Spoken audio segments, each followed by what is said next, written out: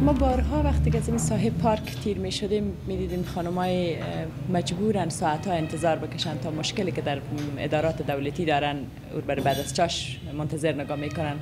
اکثرا از راه‌های دور می آمدن، ترجیح میدادن که همین چی بمونن و به حالت بسیار بعد به زیر چادری مجبورن یک غذای میخوردن، یک چیزی میخوردن. یا معلمین متعلمینی که قرار بود بعد از ختم مکتب کورس برن نمیتونستن به خانه برن. اینا همیشه یه مشکل داشتم و یک نیاز بود، یک ضرورت بود. به او خاطر ما تصمیم گرفتیم که رستوران ها ایجاد بکنیم. بعداً بعضی ریاست‌های محترم موافق نبودن، میگفتن که بودن یا داشتن رستوران زنانه مخالف کلچر افغانی است و داشتن رستوران ها برای زنها به درد نمیخوره، مفاد نداره و در همین شرایط نیازهای دیگه وجود داره که باید به اونا توجه بشه نسبت به رستوران. خوشبختانه ما تونستیم اونا رو قناعت بدیم که داشتن رستوران زنانه یک نیازه، یک ضرورت جدی هست که خوشبختانه ما اجازه فعالیت اینا رو گرفتیم و توسط سفیر فنلند که در حقیقت فند یا پول ساختن رستوران تا دادن که 5 رستوران مبلغ مجموعی $47,000 جمع تجهیزاتی که دارن، جمع وسایل آشپزخانه و تمام امکانات رو دادن. سفارت محترم فنلند دادن و افتتاح توسط سفیر فنلند شد.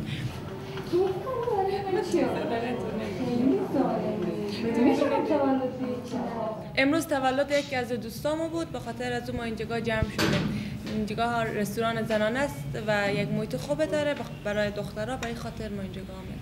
احساس خوبه، فکر میکنم برای اولین بار خانم های رستوران زنانه دارن که در اون میتونن راحت باشن، تمام پرسنل خانم ها هستن و یک محیط خوبیه برای ما و ما خیلی خوشحالیم چون در هرات و فکر کنم در افغانستان اولین باره که رستوران تنها برای خانم ها درست شده و این جای خوشیه.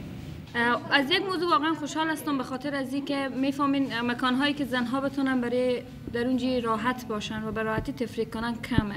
خب علتهای مختلفی داره ولی وقتی که این رقم جای جور شده که ما میتونیم راحت بیایم اینجا باشیم و تفریح کنیم یا برای خود سالگرد خوردی بگیریم به راحتی باشیم، خیلی خوشحالی برای آدم به وجود میاد. به خاطر هم بسیار خوشحال.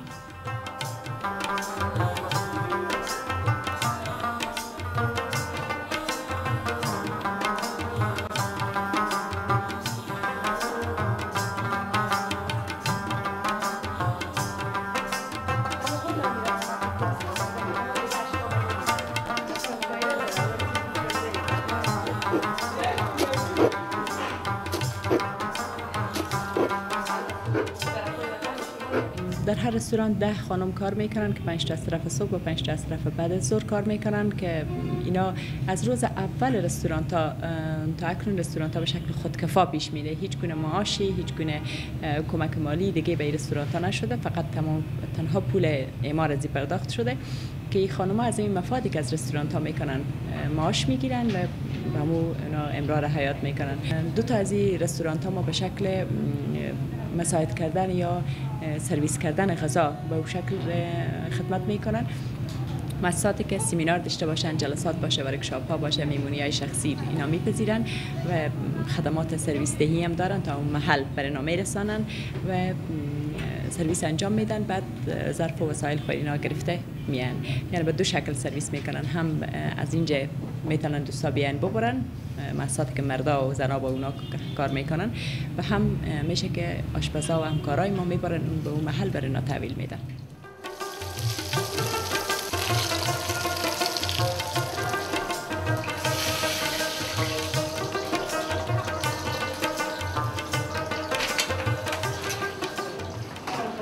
سلام نادیه جان، خوب هستین؟ بخیر آمدید. چقدر خوبه؟ مردم وقتی میبینن ما صبح میایم سر وظیفه و دوباره عصری میریم و خونه خو میریم، اولاد ما مکتب میره، همون 4 افغانی که به حساب از ماش ما پیدا میکنیم همون خیلی به صورت خوبی ما میخوریم، کار به کار مردم نداریم، اونا هم آرزو میکنن. یعنی به خدا قسم بیشتر این فامیلا نزدیک خوردید و که اولا اونا خیلی یک برخورد چی بگم دیگه ناشایسته ای داشتن با ما، ولی حال اونا به میگن که اگر شما کار دارین که ما بیاییم به همون رستوران ها کار کنیم که من اسم از اونا نمیتونم ببرم، 1-2 تا از اونا ما استخدام کردیم به همین رستوران ها کار میکنن. یعنی اول اونا با ما مخالف بودن.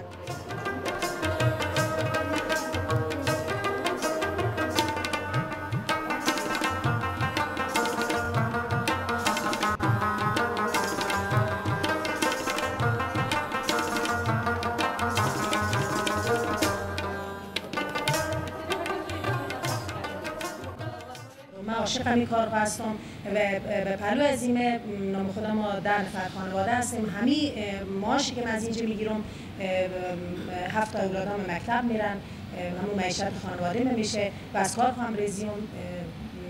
اصلا دوست دارم از طرف شب هم باشه، مشتری ها ما زیادن، اینجا بیکار نمیشیم دیگه. همشیرا هستن 7-8 نفرن اینجا کار میکنن. هم از نظر روحی روانی مشاهده هستم و هم میتونم حساب همون معاش در بیارم و مشکل فامیل برطرف کنم. شاید صاحب منصب بودن، بیکارن فعلا دیگه، رضایت که خامخا اونا حتما راضیان، چون اینجا با خانه ها ما سر کار این کار میکنیم، خیلی هم راضیه از کار می.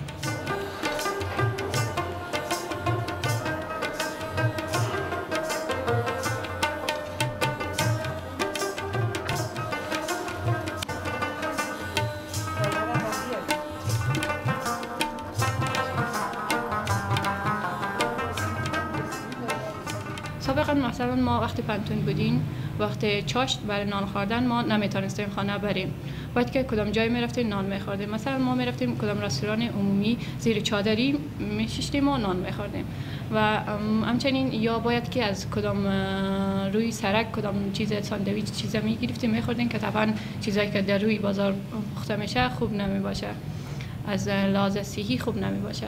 این مشکلات زیاد داشتیم ما.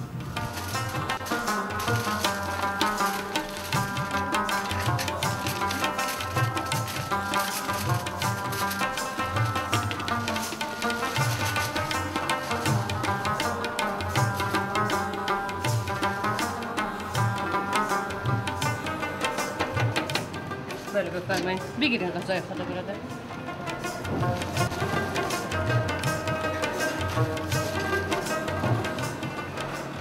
من فعلا 2 ماه میشه آمدم دیگه، 1 سال شده بود که رستوران فارغ شده بود. من 2 ماه میشه آمدم. اگر سفارش داشته باشیم یعنی 100 تا 150 تا میبرم. اگر نداشته باشیم این 50 تا ایوان داخل دفتر که شاگردا مکتب میایم میبریم برای اینا میخوریم. شوهرم شهید شده، 4 تا طفل داره. دخترم به مکتبم، بچه به مکتب. همین که کوش و کتابچه و قلم از اینا میکنم، خرجی ندارم. مدتی که رستوران ها بدون کرایه در اختیار از این خانمای حداقل 10 ساله، حتی ما میتونیم چند سال دیگه رو تمدید بکنیم و برای 10 سال اینا نیاز ندارن که کرایه بدن. رستوران ها واقعا از خود خانمای و از مفاد از اونا میتونن استفاده بکنن.